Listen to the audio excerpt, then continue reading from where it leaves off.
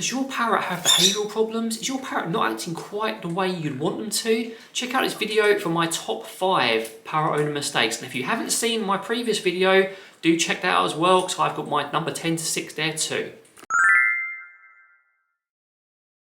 Hello everyone, welcome back to the channel. David here, and if you like parrot education content, please feel free to like this video, subscribe to the channel and hit that notification bell so you don't miss anything, because I'm always happy to hear from you and I don't want you guys to miss out on great content.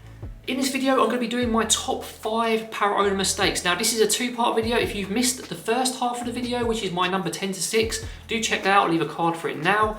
But you can still watch this video and get my top 5 parrot owner mistakes anyway. These are common mistakes. We've all probably made them at some point in our parrot owner journey. There's nothing to feel ashamed of, but it does help to learn from them, and it maybe can help you avoid any pitfalls in the future, or maybe correct things and learn different things too. Now, number 5 in my parrot owner mistakes list is bad cage setups. And when I'm talking about bad cage setups, I'm talking about cages that are too small, maybe inappropriately placed in a room next to a TV, which overstimulates your parrots, not scampies falling asleep on my hand, or maybe there's just not enough toys in there, not enough foraging opportunities, not enough opportunities to perch, or maybe there's the wrong things in there. The toys are too hard for your parrot to chew, they can't access them properly, there's plastic that doesn't serve a purpose, or there's cozy huts. Me and Sophie don't like cozy huts very much. You can find out why in this video. They're not ideal and they cause all sorts of problems, but it's really important to see your parrot's cage as a bedroom and set it up with that in mind, with lots of fun things to do, lots of nice places to relax, and just generally so your parrot can enjoy being in there when they have to be in there. So we want them to be out lots having fun, but you also want them to feel comfortable in that bedroom, their cage. Number 4, and problem with this one is there's a lot of bad advice out there, so I don't blame everyone for this one, but that is extreme diets. When I say extreme diets, I'm talking about nothing but pellets, or nothing but seed, or nothing but vegetables. These are all extremes and all of them have problems. If you're providing nothing but seed, there's way too much fat in their diet, it's no good for them, it's going to cause problems. You're providing nothing but vegetables, again, you're going to have problems because there's not any fat at all in their diet and need it. Providing nothing but pellets, there's no diversity there, it's not very interesting, and despite what some pellet brands would have you believe, pellets are not a complete diet. There's a video exploring that topic here, which I highly recommend you watch and make your own mind up. What you want from your parrot's diet is diversity and lots of different things. You can take inspiration from their natural history. For example, let's take a conure.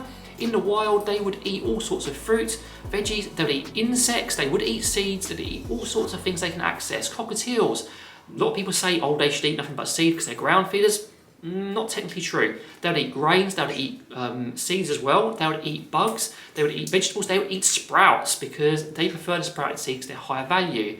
You want lots of different things in your parrot's diet. Do not go for an extreme diet and do not let people convince you to do an extreme diet, because common sense should prevail and you can feed all sorts of different fun things. The next mistake, number 3, is trusting one source of information and only going to one source of information, be it the pet store or one influencer, one forum. It's no good, and I know there's certain people out there who encourage it, so you should only go to one source, pick one source and stick with it. The problem with that is, if you've only picked one source of information, that's where you get everything from, how do you know you're making mistakes? How do you compare? How do you learn? How do you adapt? Often when someone tells you to go to one place for your information, that's for their benefit and not for yours. They want you to be loyal to them, watch their content, believe what they say. So you want to trust all sorts of different sources. Me and Sophie love it when you watch our content and believe us, but we're happy for people to look at other people's content and question it. And you should be doing that. You want loads of diversity in where you get your information, because often you may learn lots, research lots, explore lots. That's where you're going to learn best, and also where you're going to find consensus, because if you find that information over and over again and it makes sense to your values, then often that's probably going to be the right way to go. There are some caveats to that, but generally don't just trust one source, do your research, explore everything. Number 2 on my parrot owner mistakes list, and this is one that's a personal irritation of mine, and that is blaming the bird for problems. Now, it's very easy to do this, especially when you're het up or you're worried or you're cross or whatever else. You blame the bird for biting, you blame the bird for not eating its veggies, you blame the bird for whatever else. But to put it on the bottom line, it's not the bird's fault, it's ours as a trainer. We have to accept that. If the bird is biting, we have to work out why they're biting and how we can prevent it. We can train that biting away, we can work on it. We may never get rid of it completely, but we can mitigate it. If that bird is not eating its vegetables, we need to keep trying. We can't blame the bird for not doing what we want because it's unfair on them. And I know it can be a bit unfair on us to blame ourselves all the time, so it's important not to blame anyone really and just try and work through the problem and do your best. Scampy's falling asleep on my hand, which is very, very cute. And this took training. These guys are very reactive to sound, so initially when I film with them, they'd get very excited. Now look at it, I'm talking loudly for the camera and he's whispering and he's sitting on my hand. That took training. Initially, if I just blamed him for being noisy when I was filming and got angry, I'll never have gotten to this point and worked through the problem. Don't blame your bird for problems, work through them. And don't blame yourself either, because that's no good. Just work and do your best. It may be our responsibility, but we don't have to take all that guilt on too. Number 1 on the parrot owner mistake list, and this is probably my least favourite and the one that causes the most trouble, and that is punishing your bird for inappropriate behaviour.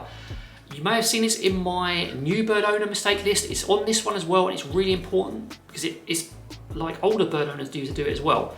Punishing your bird does not work. I'm sorry, it's an old school technique, it's an old school view, and it's just proven not to work. Oh goodness, I could just go on about it at length, so let's try and summarise it. Your bird does not link cause and effect the same way as we do. If you punish it by putting it back in a cage for biting you, it learns that by biting you, it goes back in a cage. If you make a big reaction and deny it treats when it bites you, it associates a big reaction, great. And then it's like no treats, so why should I want to do what you're asking me to do? You need to break the cause and effect by just adopting a different stance. Biting can be trained, bad behaviour can be trained out, but that's through positive reinforcement and just working on it, not through punishing your bird, because it will not help. And I know some people disagree with me about this, or they'll come up with this and that, but there's a lot of voices and there is a consensus saying in all sorts of animal training that punishment's no good, and people are even saying it doesn't really work with human children because we're animals after all. There are better ways of doing it, and punishing is no good. So Scampy wants a little cuddle quickly, so just while I'm wrapping this video up, I hope you enjoyed this top 10 videos. If you haven't watched the first part, do go check it out, it's well worth it. If there's any that I've missed that you feel are important, I'd love to hear from you in the comments. In the meantime though, from me, a very sleepy Pickles and a very cuddly Scampy, take care and have a really, really nice day.